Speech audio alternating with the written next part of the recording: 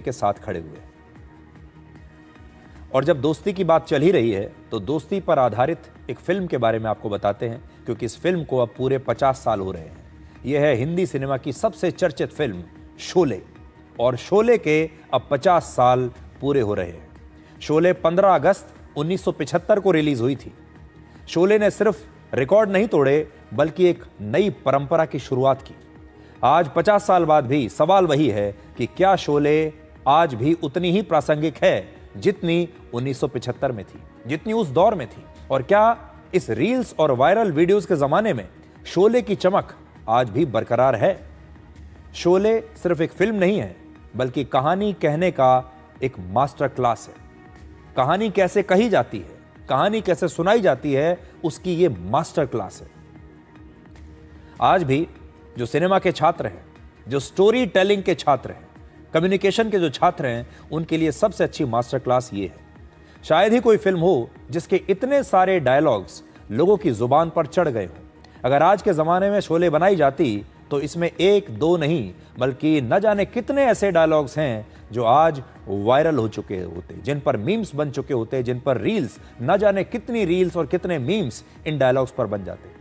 इसके डायलॉग्स आज भी लोगों की जुबान पर हैं और ये सारे डायलॉग्स आपकी स्क्रीन पर हैं। इन डायलॉग्स को 50 साल के बाद भी लोग आज भूले नहीं हैं। इनका इस्तेमाल आज भी होता है और आइकॉनिक डायलॉग्स इन्हें माना जाता है। आज के ज़माने में जब आप आज की फिल्में देखते हैं तो मुश्किल से पूरी फिल्म में एक या दो डायलॉग्स ऐसे निकलते हैं जो हिट हो जाते हैं, जो लोगों को याद रहते हैं। कई बार तो एक भी डायलॉग नहीं होता ऐसा। लेकिन शोले देखिए, शोले में एक के बाद एक न जाने कितने ऐसे डायलॉग्स थे जो लोगों की जुबान पर चढ़ गए और लोगों को आज भी याद है। ये होता है कंटेंट। शोले फिल्म के निर्देशक रमेश सिप्पी हैं, जबकि इसकी कहानी और डायलॉग्स उस जमाने के मशहूर लेखक सलीम और जावेद ने लिखे थे। गांवों की पंचायत से लेकर देश की पार्लियामेंट तक शोले के दमदार डायलॉग्स अक्सर गूंजते रहते हैं। और आज हम आपके लिए शोले के ये कुछ चुनिंदा डायलॉग्स लेकर आए हैं जो अभी आपकी स्क्रीन पर हम चला रहे थे।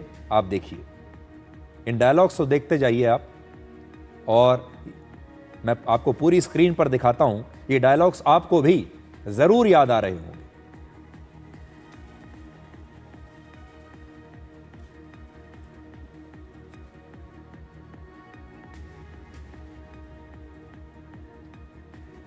ये डायलॉग्स सिर्फ संवाद नहीं बल्कि भारतीय संस्कृति का एक हिस्सा बन गए। हमारी आम बोलचाल की भाषा का, हमारे जो हम मजाक करते हैं एक दूसरे के साथ, उसका हिस्सा बन गए। हमारे जीवन का ही हिस्सा बन गए। आज का दर्शक 15 से 30 सेकंड की रील्स और वायरल वीडियोस में मनोरंजन ढूंढता है, लेकिन शोले जैसी फिल्म ने यह साबित किया कि अगर कहानी दमदार हो तो लोग 3 घंटे 20 मिनट की फिल्म को भी देख सकते हैं। ये उस जमाने की सबसे लंबी फिल्मों में से थी। 3 घंटे 20 मिनट की फिल्म। क्या आज के ज़माने में आप कोई 3 साढ़े 3 घंटे की फिल्म देख पाएंगे? बड़ा मुश्किल है। शोले सिर्फ एक फिल्म नहीं बल्कि हिंदी सिनेमा का एक ऐतिहासिक अध्याय है। इस फिल्म ने हर छोटे बड़े कलाकार को हमेशा हमेशा के लिए अमर बना दिया। इस फिल्म में अमिताभ बच्चन, धर्मेंद्र, संजीव कुमार, जया भादुड़ी, हेमा मालिनी, अमजद खान जैसे बड़े स्टार तो थे, लेकिन साथ ही इस फिल्म में असरानी भी थे, जगदीप थे, विजू खोटे थे, ए.के. हंगल थे और मैकमोहन जैसे कलाकार भी थे जिनके शायद आपको नाम याद ना हो। लेकिन शोले के बाद इन सभी कलाकारों को एक नई पहचान मिली। शोले की सबसे बड़ी खासियत यही है कि इसके हर किरदार की अपनी एक कहानी थी, और इस फिल्म के बाद न जाने कितने इसके ऐसे किरदार थे जो लोगों को थिएटर से बाहर निकलने के बाद भी हमेशा के लिए याद रहे। आजकल की फिल्मों में अगर आप देखें तो आपको किरदार याद नहीं रहते। मुश्किल से कोई फिल्म में एक या दो किरदार होंगे जो आपको याद रहेंगे। आज ये सब किसी को याद नहीं रहता। आपको भी याद नहीं होगा कि लीला मिश्रा कौन है, लेकिन जैसे ही मौसी का नाम आता है हर कोई लीला मिश्रा को पहचान लेता है।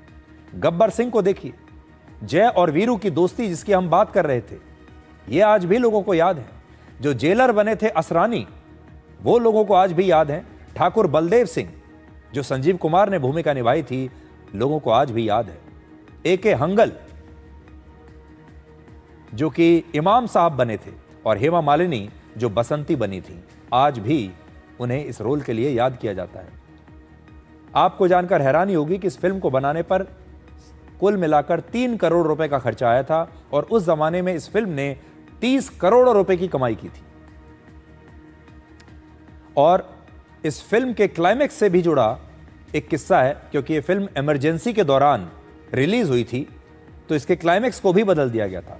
शोले के रिलीज से पहले जो क्लाइमेक्स फिल्माया गया था उसमें ठाकुर बलदेव सिंह गब्बर सिंह को मार डालता है, लेकिन उस वक्त देश में इमरजेंसी लगी हुई थी, जिसकी वजह से फिल्म के निर्माता और निर्देशक से कहा गया कि आपको यह क्लाइमेक्स बदलना पड़ेगा। इस क्लाइमेक्स का लोगों पर बुरा असर पड़ सकता है और फिर शोले का नया क्लाइमेक्स फिल्माया गया, जिसमें जो ठाकुर है वो गब्बर सिंह को जिंदा रहते हुए ही पुलिस को सौंप देता है। आखिर में पुलिस आती है और गब्बर सिंह को गिरफ्तार कर लेती है।